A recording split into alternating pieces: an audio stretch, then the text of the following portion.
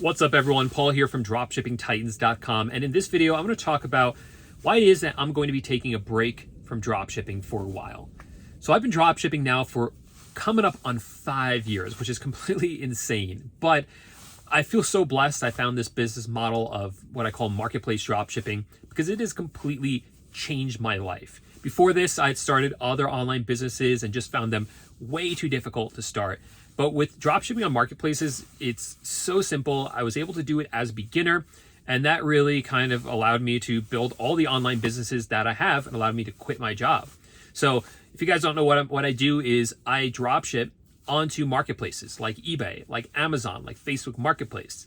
That way, I don't have to build those websites myself. I'm selling where customers already are on these marketplaces like eBay. And all I'm doing is creating listings on these websites. And once the items sell, I then buy them either from wholesale suppliers or a lot of times even from other retail websites like Walmart.com. Then Walmart ships the item directly to my customers. So it's very simple to do. And because I can do this anywhere that I have a laptop and an internet connection, I was able to move to other states. I traveled in a camper van full time and lived in it for 2 years exploring the country because I love to travel. And I'm able to outsource a lot of it. So I've hired a lot of virtual assistants in the Philippines to run my businesses for me, along with software to help automate all this as well. So that has freed up more of my time. So I've been able to build more businesses and travel and not spend as much time on my businesses. But what always ends up happening is that ultimately the responsibility always falls on me as a business owner. So even though my virtual assistants are doing 99% of the work, there's still decisions I have to make. And especially when things kind of get busier and things get into crunch time, a lot of times I have to step it up and help my virtual assistants as well. And there's no time of the year that's crazier and more busy than Christmas. The time between Thanksgiving, Black Friday, and Christmas is absolutely insane and nuts. And no matter how well I try to prepare for it every single year, I am always not as prepared as I want it to be. So it's a very busy time of the year. And I always encourage every reseller, every dropshipper online is that as soon as that Christmas rush is over, you got to take a break. It's time to relax a little bit, recharge, re-energize, so that going into 2022 or whatever the next year is, you will have lots of energy and ready to hit the ground running to meet your New Year's goals. Now, I wouldn't suggest you just cut things off on Christmas Day. I would actually look before that, about 2 weeks before that. We're coming up on that right now as of the making of this video. We're approaching that 2-week mark.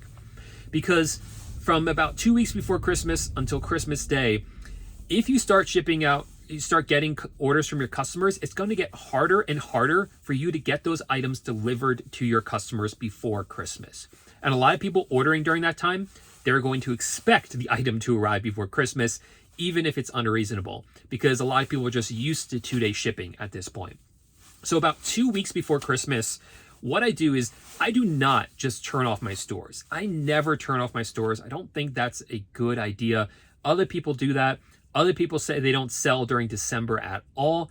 And I think that's a mistake. You never want to leave money on the table. You always want to take advantage of the opportunities that are there and the opportunities to make money.